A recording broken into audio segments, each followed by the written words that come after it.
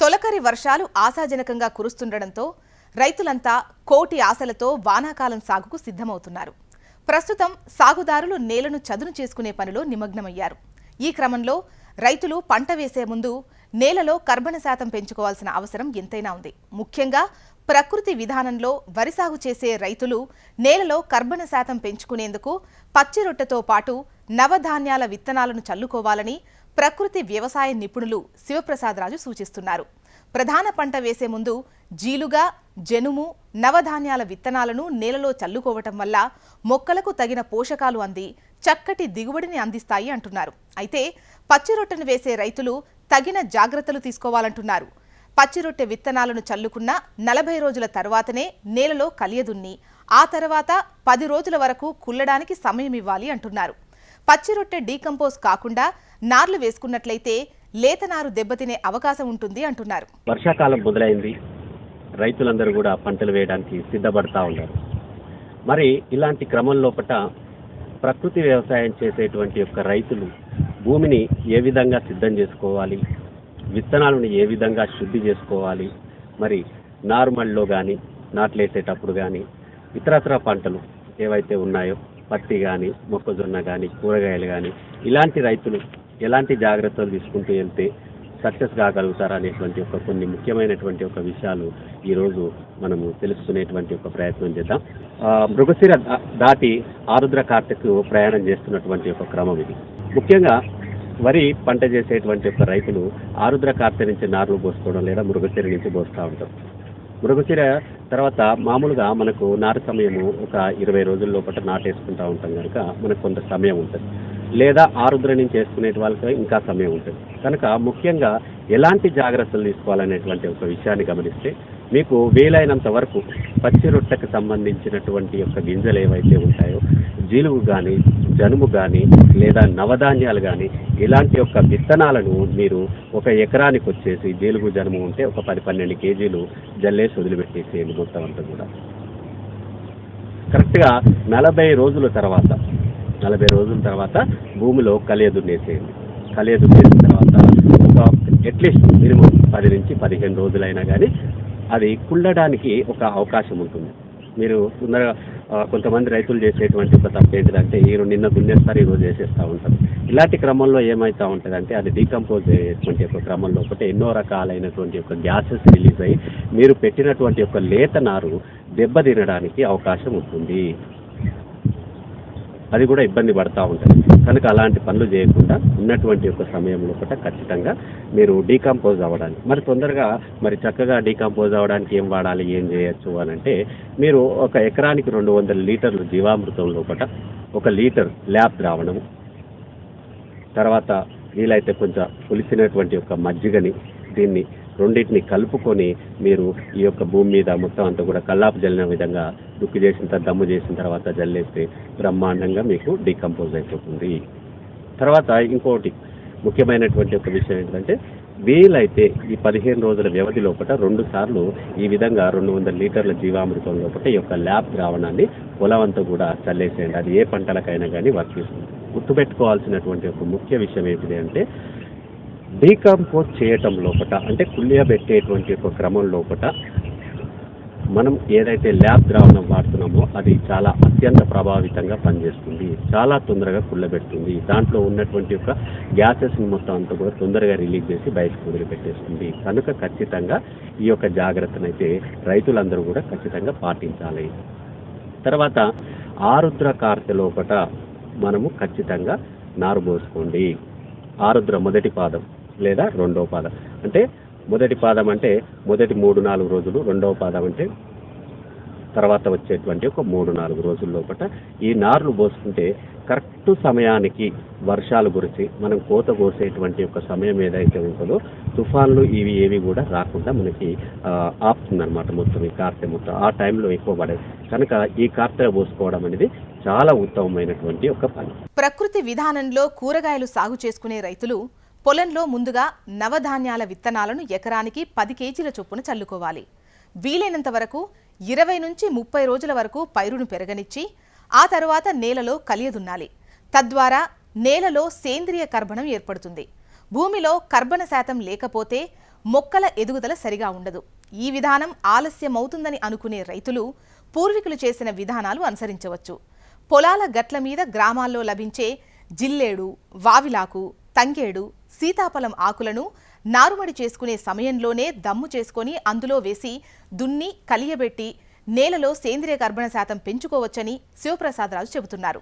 పండ్ల తోటలు, ఉద్యాన తోటలు సాగు చేసుకునే రైతులు పచ్చిరొట్టగా నవధాన్యాలను చల్లుకుంటే మొక్కకు పోషకాలు అందడంతో పాటు కలుపు సమస్యను నివారించవచ్చు అంటున్నారు.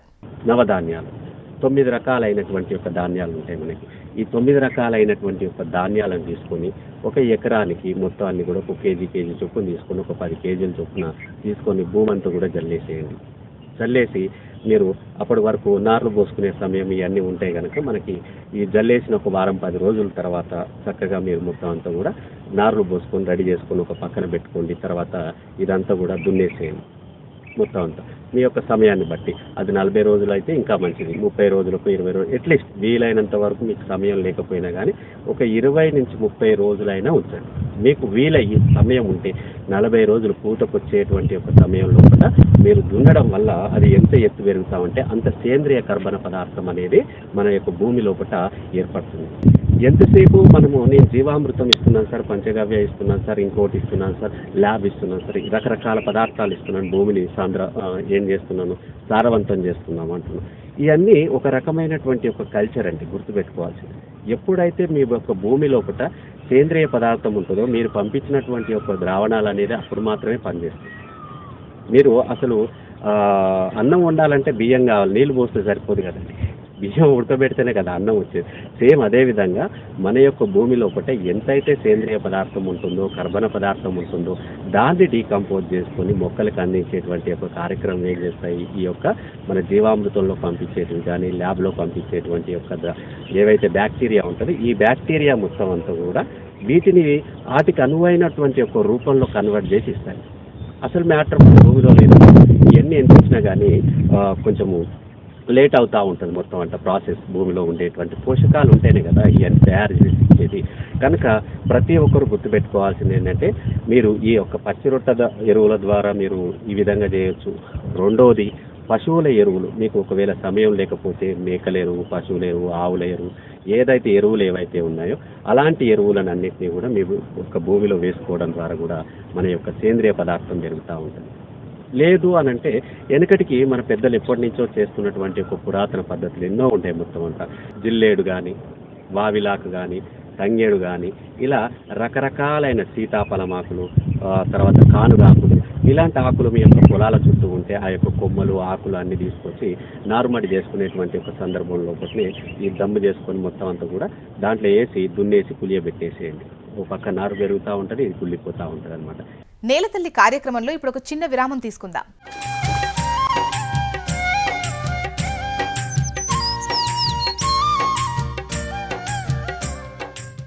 వ్యవసాయానికి ప్రాణాధారమైంది విత్తనం. విత్తనం లేని వ్యవసాయం లేనేలేదు. పంటల సాగులో విత్తన ఎంపిక అనేది చాలా కీలకమైన విషయం. మరి ప్రకృతి వ్యవసాయం చేసే రైతులు ఎలాంటి విత్తనాన్ని ఎన్నుకోవాలి, ఏ విధంగా సాగు చేసుకోవాలో తెలుసుకుందాం. దేశీ విత్తనాన్ని వాడండి. అది ఏదైనా కానివ్వండి, వరి కానివ్వండి, కూరగాయలు కానివ్వండి, మీరు వేసేటువంటి ఒక మొక్కజొన్న కానివ్వండి, ఏదైనా కానీ ఫస్ట్ మీరు ఇవ్వవలసినటువంటి ఒక ప్రియారిటీ ఏంటంటే దేశీ విత్తనానికి. కారణం ఏంటిది అని అంటే ఇప్పుడు మనం వాడుతున్నటువంటి యొక్క ఈ హైబ్రిడ్ వంగడాలు కానివ్వండి, ఇంకోటి కానివ్వండి, వేరే ఇతర ఏవైనా కానివ్వండి, ఇవి అన్నీ కూడా కెమికల్ వ్యవసాయానికి అనుకూలంగా రూపొందుకున్నాయి మొత్తం అంతా. మరి మన యొక్క ప్రకృతి వ్యవసాయంలో చేసినప్పుడు పండొచ్చు, కానీ దీంట్లోపట మన శరీరానికి కావలసినటువంటి యొక్క పోషకాలు ఏవైతే ఉన్నాయో అవి ఏవి కూడా సంపూర్ణంగా మనకు దొరకయి. ప్రకృతి ప్రసాదించినటువంటి యొక్క దేశీ రకాలు ఏవైతే ఉన్నాయో కొన్ని లక్షల వేల సంవత్సరాల నుంచి కూడా అవి ప్రకృతి పరంగా వస్తూ ఉండే. అవి ప్రకృతి మనకి చెప్పింది, మొత్తం వాటికి ఒక క్రియేట్ చేసింది. మనిషికి ఏం కావాలి, ఎలాంటి పోషకాలు కావాలి అనేటువంటిదంతా కూడా ఆ యొక్క ప్రకృతి పరంగా పండ్ల లోపట కానీ తర్వాత గింజల్లో ధాన్యం లోపట మనకి సమృద్ధిగా దొరుకుతూ ఉంటాయి. విత్తన ఎంపిక తర్వాత విత్తనాన్ని శుద్ధి చేసుకోవడం చాలా కీలకమైన విషయం. తెగుళ్లు, పురుగులు ఆశించకుండా నాణ్యమైన ఉత్పత్తులను సాధించేందుకు ఏ పంటకైనా విత్తన శుద్ధి చాలా అవసరం. రోగకారకాలైన బ్యాక్టీరియాలు, వైరస్లు అంతకుముందు వేసిన పంట అవశేషాల్లో, నేలలో, విత్తనాల మీద జీవించి ఉండే అవకాశం ఉంది. ఈ విత్తనాలు పంట మొలకెత్తే సమయంలో వ్యాధులను సంక్రమింపజేస్తాయి. కాబట్టి బీజామృతం, పచ్చిపాలు, ఆవు మూత్రం, పుట్టమట్టితో కానీ చౌహాన్ క్యూ పద్ధతిలో OHN ద్రావణంతో కానీ విత్తనాన్ని శుద్ధి చేసుకోవాలి. ఆవు పిడకల బూడిదతో కూడా విత్తనాలను శుద్ధి చేసుకోవచ్చు. విత్తనాలను శుద్ధి చేసుకోవడం అనేది చాలా కీలకమైనటువంటి ఒక విషయం, చాలా ముఖ్యమైనటువంటి ఒక విషయం. ఎందుకంటే ఎక్కడెక్కడో రకరకాల ప్రాంతాల నుంచి రావడం లోపల, స్టోరేజ్ చేయడం లోపల, ఇంతకుముందు వాటికి ఆ పంట మీద ఉన్నప్పుడు వాటికి ఎన్నో రకాలైనటువంటి ఒక చీడపీడలు ఉండడము, లేదా బ్యాక్టీరియల్ ఫంగల్ డిసీజులు ఉండడము, ఏదో ఒక రకంగా వాటికి ఈ యొక్క ప్రాబ్లం అనేది అంటుకొని ఉంటుంది. కనుక మనకి ఈ వచ్చినటువంటి యొక్క విత్తనాన్ని శుద్ధి చేసుకోవడం అనేది చాలా కీలకమైనది. లేదంటే ఇంతకుముందు ఉన్నటువంటి ఒక సమస్యలన్నీ మన యొక్క పంట మీద మళ్ళీ మనం చూడాల్సి వస్తుంది. దిగుబడి పైన దీని యొక్క ప్రభావం పడేటువంటిది. కనుక మనం వెచ్చించేటువంటి ఒక గంట 2 గంటల సమయం అనేది చాలా కీలకమైనటువంటిది ఇక్కడ మొత్తం అంతా. బీజామృతం కానీ, లేదంటే పచ్చి పాలతోటి కానీ, ఆవు మూత్రంతో కానీ, పుట్ట మట్టితో కానీ, మనకి చౌహాన్ క్యూ మెథడ్లో ఉండేటువంటి ఒక OHN ద్రావణంతో కానీ మీరు ఏ పద్ధతి ద్వారా అయినా కానీ ఈ యొక్క విత్తనాన్ని శుద్ధి చేసుకోవచ్చు. ఇవన్నీ కాని పక్షం లోపల అట్లీస్ట్ మీకు దొరికేటువంటి ఒక ఆవు పిడకల బూడిదతోటైనా కానీ శుద్ధి చేసుకోవచ్చు. లేదా ఆవు పాలు, నాటు ఆవు పాలు ఏవైతే ఉంటాయో ఒక 10 లీటర్లు నీటి లోపల 1 లీటర్ ఆవు పాలు కలుపుకొనన్నా మనం వీటిని ఆ విత్తనాలను దాంట్లో ముంచేసి తీసి ఆరబెట్టి తర్వాత మన పొలంలో వేసుకోవడం ద్వారా కూడా మనకి ఎటువంటి చీడపీడలు అనేవి రావు. ముఖ్యంగా కూరగాయలు చేసేటువంటి వాళ్ళ లోపల మిర్చికి సంబంధించినటువంటి ఒక రైతులు, బొప్పాయి కానీ, కాకర కానీ, బీర కానీ ఎవరైతే ఉన్నారో ముఖ్యంగా మీరు ఈ యొక్క ఆవు పాలతోటి శుద్ధి చేసుకొని వేసుకోవడం ద్వారా దీనికి సంబంధించినటువంటి ఒక వైరల్ డిసీజులు అనేది మీకు చాలా మటుకి కూడా తగ్గడానికి అవకాశం ఉంటుంది. నారు పెరిగే సమయంలో ఎలాంటి ద్రావణాలు వాడుకోవాలో ఇప్పుడు తెలుసుకుందాం. నారుమళ్ళు పోసుకునేటువంటి ఒక సందర్భం లోపల ఆ నారుమడి కూడా కొంచెం బలంగా ఉండే విధంగా ప్రయత్నం చేసుకోండి. అది కూరగాయలకు సంబంధించింది కానివ్వండి, లేదంటే వరికి సంబంధించింది కానీ ఏదైనా కానీ, కొంచెం పశువుల ఎరువు, దాంట్లో మరీ ముఖ్యంగా వేపపిండి, ఆముదం పిండి 2 కలుపుకొని మీ యొక్క విస్తీర్ణం ఎంతైతే విస్తీర్ణం ఉంటుందో ఆ విస్తీర్ణానికి తగ్గట్టుగా ఈ 2 పిండ్లు అనేది చల్లుకోవడం ద్వారా దాంట్లో మీకు ఇమీడియట్గా మొక్క పెరగడానికి కావలసినటువంటి యొక్క శక్తి అనేది ఆటోమేటిక్గా దానికి లభిస్తూ ఉంటుంది. మొక్క కూడా చాలా ఆరోగ్యంగా పెరుగుతూ ఉంటుంది. నారు ఎంత ఆరోగ్యంగా పెరిగితే మన యొక్క పంట కూడా అంతే బాగుంటుంది. నారు దశలోనే మనకి ఈ నారు పెరగకపోవడం, వయసు లేట్ అయిపోవడము ఇవన్నీ జరుగుతూ ఉంటాయి. కనుక అలాంటివన్నీ లేకుండా ఉండడానికి తగు జాగ్రత్తలతోటి మీరు ఈ యొక్క నారుమళ్ళ దగ్గర విత్తనం వేసే ముందు భూమిని సిద్ధం చేసుకోవడం అనేది చాలా ముఖ్యమైనది. ఇందాక చెప్పినట్టుగా పశువుల ఎరువు తగ్గట్టుగా వేపపిండి, ఆముదం పిండి లాంటివి వేసుకోండి, బ్రహ్మాండంగా నారు పెరుగుతుంది. సో ఈ నారు పెరిగేటువంటి ఒక సందర్భం లోపల మీరు వాడుకోవాల్సినటువంటి ఒక ద్రావణాలు ఏమిటి, ఎలాంటి ద్రావణాలు వాడుకోవాలి అంటే ముఖ్యంగా మనకి గ్రోత్ స్టేజ్ లోపల మనం చెప్పుకున్నట్టయితే fish amino acid, Chauhan Q గారి మెథడ్ లోపల ఫిష్ అమినో యాసిడ్ ఏదైతే ఉంటుందో ఈ యొక్క ఫిష్ అమినో యాసిడ్ని 1 లీటరు నీటికి 1 ml ద్రావణం, 1 లీటర్ నీటికి 1 ml ద్రావణం చొప్పున మీరు స్ప్రే చేసుకోవడం ద్వారా కూడా ఫాస్ట్ గ్రోతింగ్ ఉంటుందన్నమాట దీంట్లో లోపల మొత్తం అంతా. తర్వాత మీరు దీనికి ఆల్టర్నేటివ్గా ఒకవేళ మీకు ఫిష్ అమినో యాసిడ్ అందుబాటులో లేని పక్షం లోపల పంచగవ్యను కూడా మీరు బ్రహ్మాండంగా వాడుకోవచ్చు. 1 లీటర్కు 3-4 ml చొప్పున కూడా మీరు దీన్ని కలుపుకొని ఒక 4-5 రోజుల వ్యవధి లోపల ఇవ్వడం ద్వారా కూడా మీ యొక్క రిజల్ట్ అనేది చాలా ఫాస్ట్గా ఉంటుంది. అట్లీస్ట్ కనీసం ఈ 2 దొరకని పక్షం లోపల మాకు ఈ 2 కూడా అందుబాటులో లేవయ్యా అంటే మీరు అప్పుడు కూడా ఒక పని చేయొచ్చు.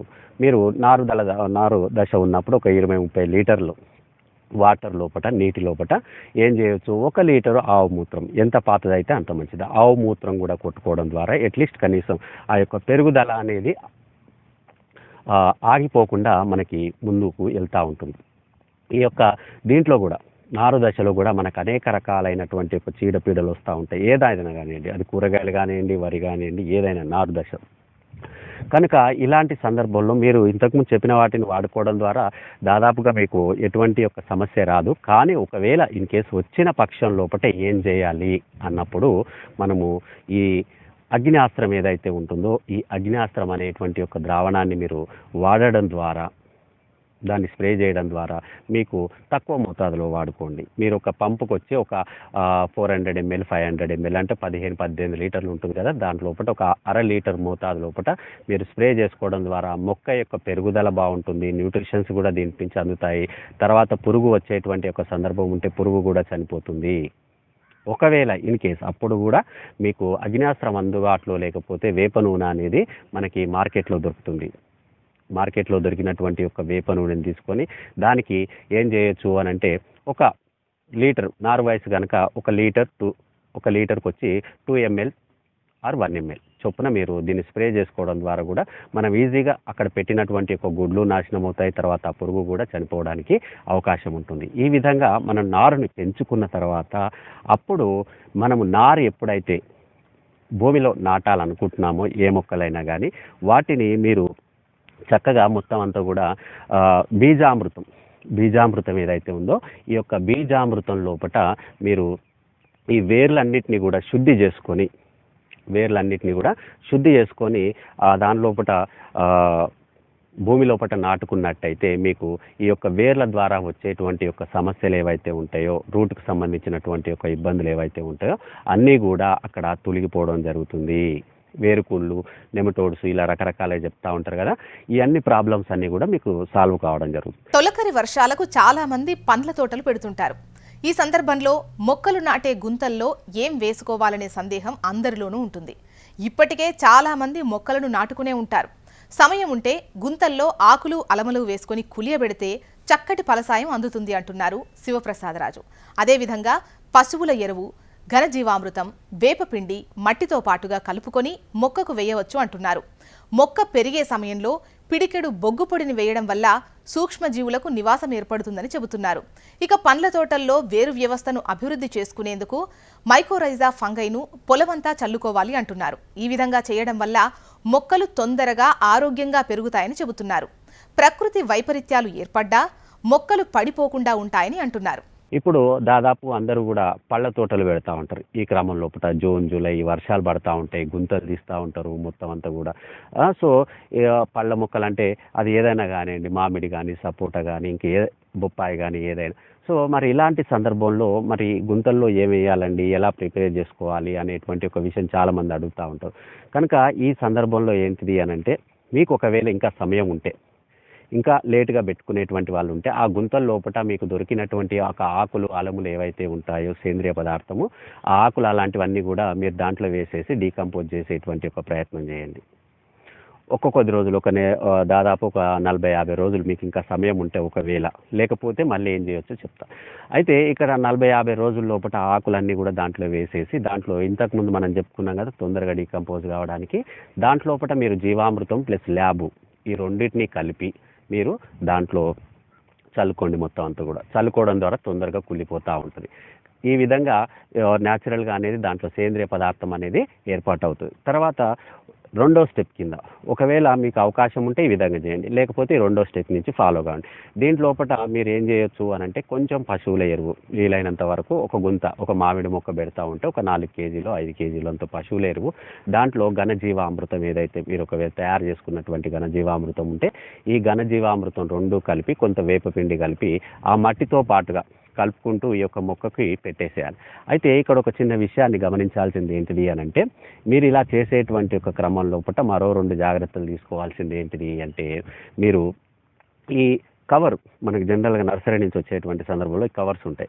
ఈ కవర్స్ ఉన్నప్పుడు మీరు ఈ వేర్లన్నీ కూడా బయటకు వస్తూ ఉంటాయి మొత్తం అంతా కూడా. ఇలాంటి సందర్భంలో ఈ కవర్ తీసినటువంటి ఒక సందర్భంలో ఒక స్ప్రే బాటిల్ లాంటిదో లేకపోతే ఒక పంపో పెట్టుకొని ఈ బీజామృతం అనేది ఆ మొక్క చుట్టూ కొట్టేటువంటి ఒక ప్రయత్నం చేయండి. ఆ గుంత లోపల మొక్క చుట్టూ కొట్టే ప్రయత్నం చేయండి. దీనివల్ల చాలా ఉపయోగాలు అనేది మనకు ఉంటాయి. తర్వాత దీంతో పాటుగా మీరు ఏం చేయొచ్చు అని అంటే ఈ యొక్క మొక్క పెరిగేటువంటి క్రమంలో దాంట్లోపట కనీసం ఒక పిడికేడు బొగ్గు పొడి అనేది ఆ మట్టితో కలిపి వేయండి. ఎందుకంటే మీరు ఏదైనా సూక్ష్మజీవులు ఇంతకుముందు మీరు పోసినటువంటి ఒక ల్యాబ్ కానీ జీవామృతాలు కానీ ఫర్దర్గా పోసేటువంటి ఒక జీవామృతాలు కానీ ఏవైనా ఎంతో కూడా అద్భుతమైనటువంటి ఒక కల్చర్. ఈ కల్చర్ బతుకుండాలి అని అంటే మరి వాటికి ఆవాసం కూడా కావాలి కదా, అంటే వాటికి ఒక ఇల్లు కావాలి కదా. ఏదైతే ఈ యొక్క బొగ్గు పొడి ఏదైతే ఉందో ఈ బొగ్గు పొడి వేయడం ద్వారా ఈ యొక్క సూక్ష్మజీవులకి ఒక రకమైనటువంటి ఒక ఇల్లు అనమాట. ఇల్లు లేకపోతే మనం ఉండలేం కదండి. ఎక్కడైనా బయటికి వెళ్తే ఇల్లు లేదనుకోండి, ఉంటే ఒక గంట 2 గంటలు ఉంటాం. ఇల్లు ఉంటే ఎన్ని రోజులైనా అక్కడ ఉండగలుగుతాం. సేమ్ అదే విధంగా ఈ యొక్క బొగ్గు పొడిని వేయడం ద్వారా వీటికి ఒక ఆవాసంగా ఏర్పడుతుంది. సో ఇలా వేసిన తర్వాత ఇప్పుడు అతి ముఖ్యమైనటువంటి పాయింట్ ఏంటిదంటే ఈ తోటలకు సంబంధించిన మైకోరైజా ఏదైతే ఉంటుందో, మైకోరైజా అనే ఒక ఫంగి ఒకటి ఉంటుంది.